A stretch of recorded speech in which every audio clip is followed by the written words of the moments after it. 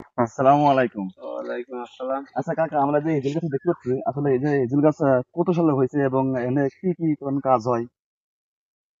বহু কাজই শুনেছি হয়, হুম। শুধু আমরাও গাছ দেখিনি, আমার দাদারাও দেখিনি, বাপেরাও দেখিনি। আচ্ছা কোন শুনেছি, শুনেছি বলে হেজেল গাছে মানত করলে বলে অনেক কিছু পাওয়া যায়। শুনেছি, দেখিনি। দেখেন না?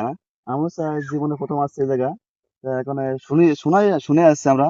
আসলে দেখতেছি অনেক কিছু বান্দা আছে, বোতল করে আছে। আচ্ছা প্রত্যেকটি মানুষ এখানে আসে মানত করে, হ্যাঁ? আমানত করে। মানত করে। আচ্ছা এই মাঠের নাম কি? এটা হলো কি উত্তর মাঠ, উত্তর মাঠ পানামে। বাকড়ি বাকড়ি উত্তর মাঠ। ও, দেখতে পাচ্ছেন আপনারা হেজেল গাছটি অনেক বড় এবং হচ্ছে গিয়ে মধ্য চারিদিক বিলির মাঝে। চারিদিক ছেড়ে গেছে।